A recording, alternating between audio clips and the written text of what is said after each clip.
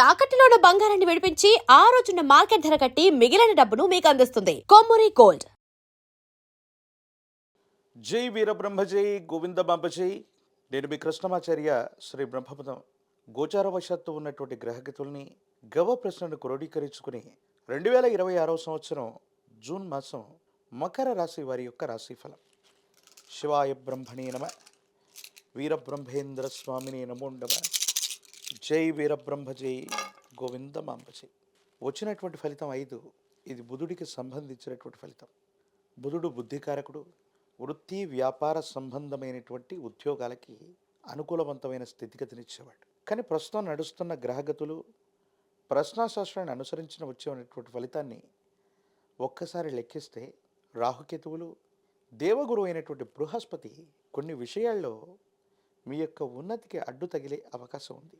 దీని కారణంగా ప్రయోజనం పొందవలసినటువంటి చోట ప్రయోజనం పొందలేకపోవడం, అవకాశం ఉన్నటువంటి చోట అవకాశాలు కూడా నిర్వీర్యం అయిపోతూ ఉండటం, ప్రత్యర్థులు రెచ్చగొట్టడం వల్ల, రెచ్చిపోయి వ్యాఖ్యానాలు చేయటం వల్ల స్థిరమైనటువంటి చిత్తాన్ని కోల్పోవటం, మానసికమైనటువంటి అశాంతత, ఏకాగ్రత లేకపోవటం, ఫోకస్డ్గా లేకపోవటం వల్ల కార్యాన్ని సాధించటంలో విఘ్నాలు ఏర్పడతాయి. కానీ తృతీయ స్థానంలో ఉన్నటువంటి శని భగవానుడు కొంతవరకు మిమ్మల్ని సంరక్షణ చేస్తాడు, విపత్తుల నుండి కూడా రక్షించేటువంటి అవకాశం ఉంది. కానీ ఆరోగ్యపరమైనటువంటి అంశాలకు సంబంధించిన విషయంలో కూడా మీరు కొంత జాగ్రత్తగా ఉండాలి.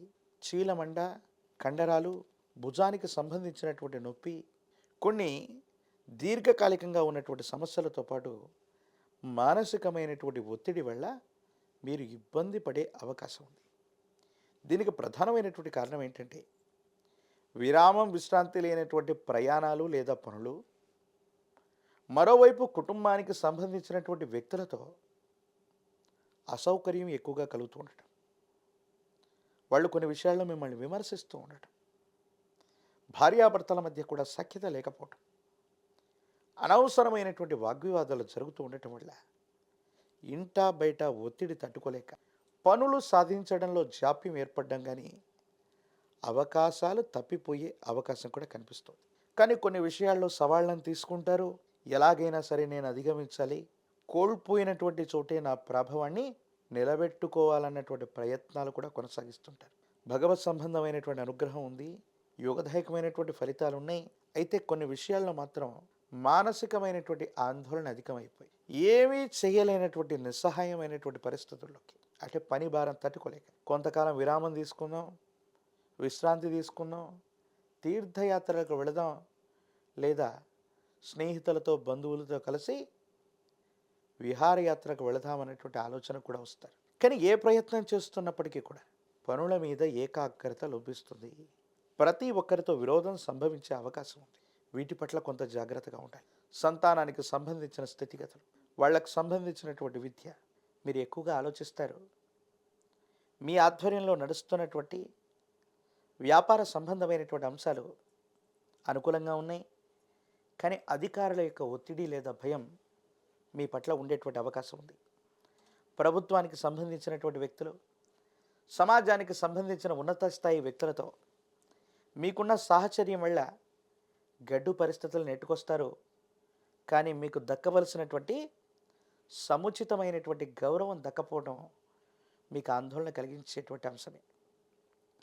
ఏది ఏమైనప్పటికీ కూడా రాజకీయపరమైనటువంటి రంగంలో ఉన్నటువంటి వాళ్ళు మీ యొక్క స్థాయిని, స్థానాన్ని మళ్ళీ పునర్నిర్మించుకోవడానికి, సాధించడానికి కొంత సమయం పట్టే అవకాశం ఉంది.